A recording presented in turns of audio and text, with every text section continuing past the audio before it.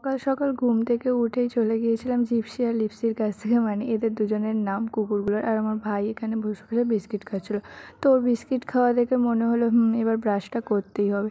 আর এদিকে দেখো সারা রাত চেল্লে চেল্লে আমাদের গোটা পাড়ার কাউকে ঘুমোতে দিল না।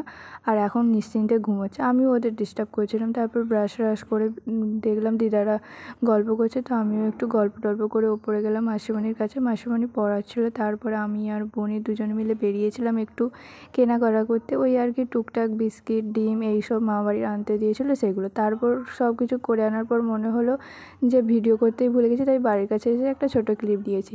তারপর আবার স্নান টান করে বেরিয়েছিলাম রোদে কি এই ভুট্টা আনতে। আমাদের এখানে না মানে প্রচুর, মানে মামাবাড়িতে প্রচুর ভুট্টা হয়েছে, তো তখন ভুট্টা দেয়নি, তাই বিকেলবেলা আবার গিয়েছিলাম ঘুম থেকে উঠে। আর এখানে বনির ফ্রেন্ড সবাই মিলে ভুট্টা কিনতে গিয়েছিলাম। তারপর মাসিমণি বললো চল তাহলে আমি ভুট্টাটা বানিয়েই দিই। তো ভুট্টা খেয়ে দিয়ে তারপর মায়ের জন্য মানে একটু কাজ করছিলাম আমি নিজের লটকান, সেটার আর ভিডিও করিনি।